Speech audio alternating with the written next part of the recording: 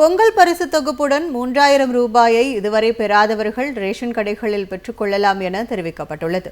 பொங்கல் பண்டிகையை முன்னிட்டு ரேஷன் கடைகளில் 1 கிலோ பச்சரிசி, 1 கிலோ சர்க்கரை, 1 முழு நீள கரும்பு ஆகியவற்றுடன் 3000 ரூபாய் ரொக்க பரிசு தமிழ்நாடு அரசால் வழங்கப்பட்டது.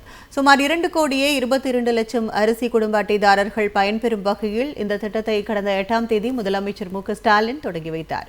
அன்று முதல் ஒவ்வொரு கடைகளிலும் தினமும் சுமார் 300 பேருக்கு டோக்கன் வழங்கப்பட்டு பொங்கல் பரிசு கொடுக்கப்பட்டு வந்தது. பயனாளிகள் யாரும் விடுபட்டுவிடக் கூடாது என்ற வகையில் போகி பண்டிகையான 14ஆம் தேதியும் ரேஷன் கடைகளில் பொங்கல் பரிசு தொகுப்பு வழங்கப்பட்டது. 90% பேருக்கு பொங்கல் பரிசு வழங்கப்பட்டுள்ள நிலையில் பண்டிகைக்கு சொந்த ஊர் பயணம் மேற்கொண்டவர்களில் சிலர் மட்டும் இன்னும் பொங்கல் பரிசு தொகுப்பை பெறவில்லை. அவர்கள் ஊர் திரும்பியவுடன் ரேஷன் கடைகளில் பெற்றுக்கொள்ளலாம் என்று தெரிவிக்கப்பட்டுள்ளது.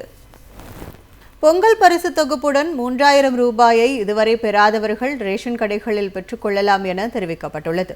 பொங்கல் பண்டிகையை முன்னிட்டு ரேஷன் கடைகளில் 1 கிலோ பச்சரிசி, 1 கிலோ சர்க்கரை, 1 முழு நீள கரும்பு ஆகியவற்றுடன் 3000 ரூபாய் ரொக்க பரிசு தமிழ்நாடு அரசால் வழங்கப்பட்டது.